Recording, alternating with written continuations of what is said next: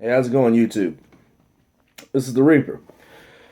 Um, I'm putting this video out here because I wanted to talk about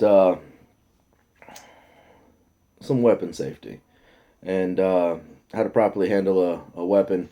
Um, Now, I want to let you guys know that I'm not an instructor, nor am I a teacher or any sort of way, what shape, form, okay, of an instructor or doing the instructor classes or anything like that. Now, I can show you a way. This is not the way, and there might be other reviews out there that might show you different ways. And that is completely fine, and more power to those people as well. Um, I've seen some things going on in weapon safety in the civilian world and in the military world, and also in our group. And I just wanted to put this video out there and give a shout out also to my brother, Cross 1911. Um, him and I work on a lot of these different things, and we do different videos for not only our communities, our local people, and our groups, but for you guys as well as YouTube. Um, I want to kind of inform some people about Glock, and I have the 23 model here with me, and I wanted to let everybody know that this is something that you don't normally see here on YouTube, but the weapon itself is loaded and it is chambered. I understand that is something that is not normally properly done on YouTube, especially when discussing weapon safety and weapon control. Um, the reason I wanted to touch upon it this way is because when handling certain firearms, sometimes while you're at work or wherever you may be, it might be chambered and it may be loaded. And we can go through all the talks about, this is what you do and this is what you do. But a lot of people don't really see what actually happens until it's kind of too late. I'm going to make some points and some views on some things that I've personally have seen. Okay. Normally, here with the Glock 23, all right, and muzzle awareness, I'm going to act as if my camera here is another person. And I really do not want to aim it at the other person. So we shall keep our fingers out of the trigger well and keep muzzle awareness. So, what I like to show you is what I've seen happen. And it's caused things such as negligent discharges, and it's also possibly have injured other people. Now, as you can see on this particular weapon in this firearm, where the trigger positioning is. Okay? On a Glock, as you can see that it's far forward, and you can notice that the safety that the Glock has is kind of protruding out further. Okay? So it kind of gives you that double shadow trigger effect there. It's kind of neat. Alright. Now, I've seen this happen. Someone were to go, well, I'm going to clear my weapon and get it safe. So they rack it. Okay. Now, I put the slide lock on to demonstrate a particular purpose. And the purpose for that is they forgot to drop the magazine. So look at what we have in there. That is a loaded round. Now, had I let go of the slide and not slide locked it into positioning, the slide would have went back forward. Now, I've seen people then drop their mags. Well, as you can see that the trigger is still forward, and it magically loaded another weapon, or not a weapon, but excuse my saying there. It magically loaded another round inside the weapon. So, the weapon's not safe. And like I've said, I've seen it in the military world, and I've seen it also in the civilian world. And let's go ahead and make this weapon safe. Did we see the round? Now we can look through here, and as you can see, there's nothing inside there. As you can see inside here, we have nothing in there as well. A very polished, chromed out ramp. It's very pretty. And there is no mag, and we can see through the weapon. We now know the weapon is safe. So, now the slide has been released and put back forward.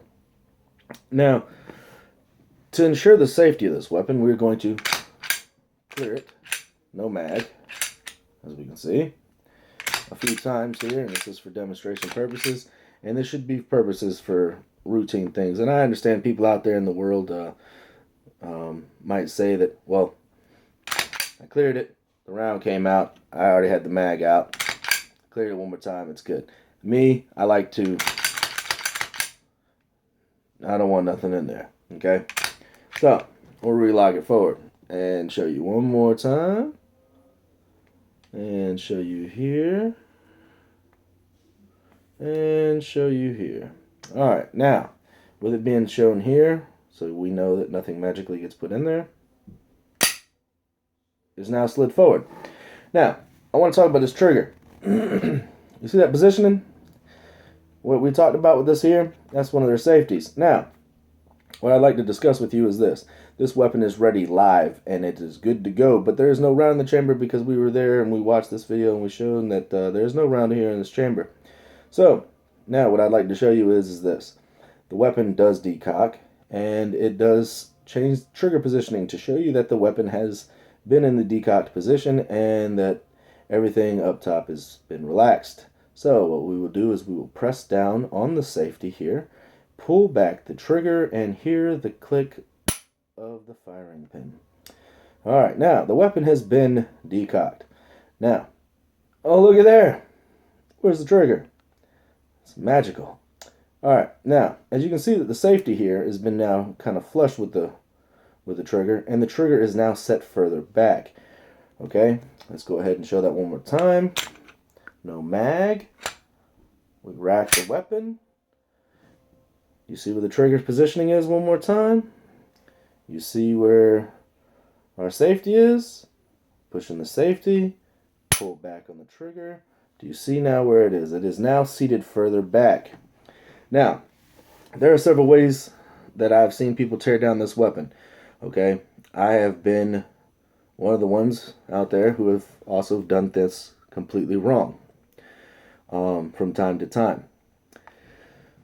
Even though that we know that this weapon is now safe, okay, and that the rounds have been ejected from the magazine,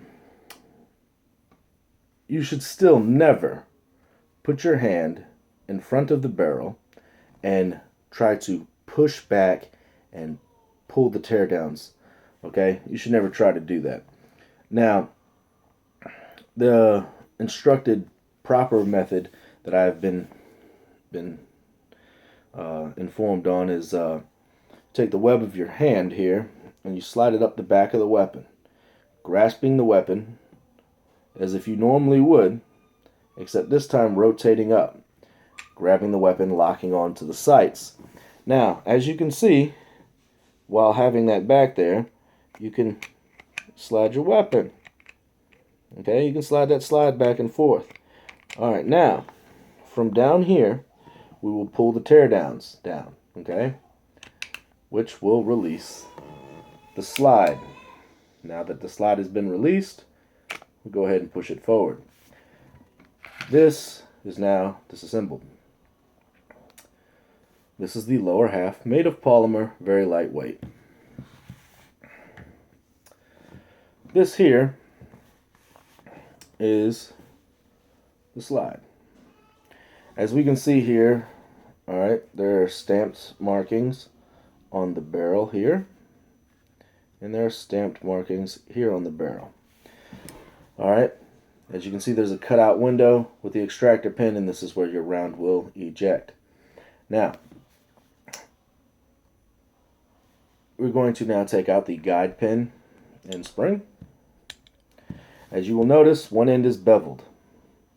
The other end is flat. The beveled end goes to the front of the weapon. The flat end goes to the back of the weapon.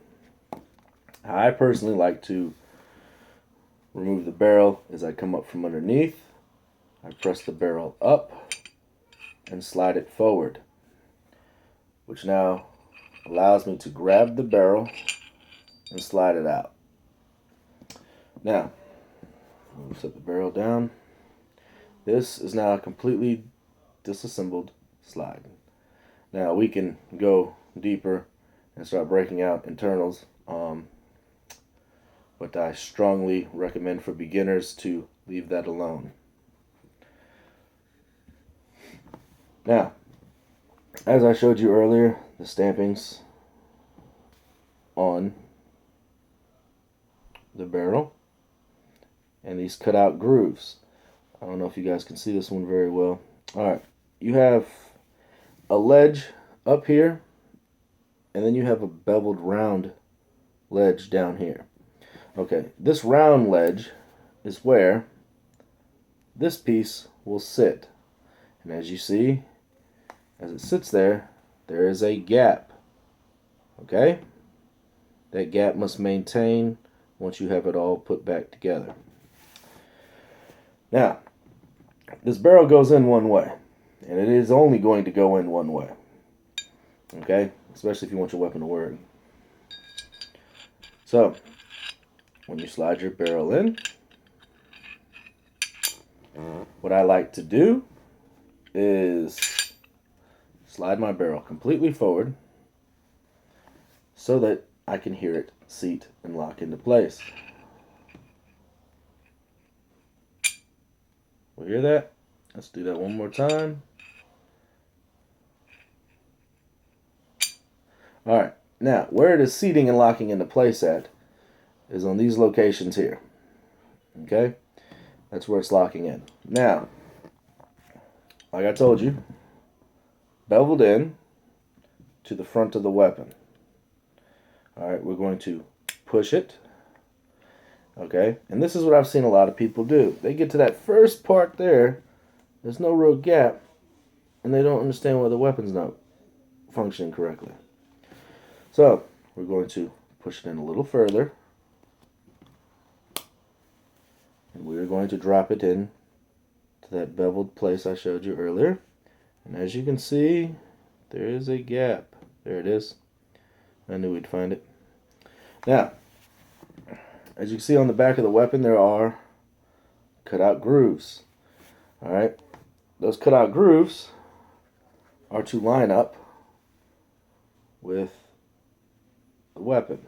And all the other grooves that are here in the weapon. We have the slide grooves. I don't know if you guys can see these. Okay. Just so everybody knows, this is not a race. We're not trying to see who can put their weapon back together the fastest. I want to see who can put their weapon back together the safest. Okay?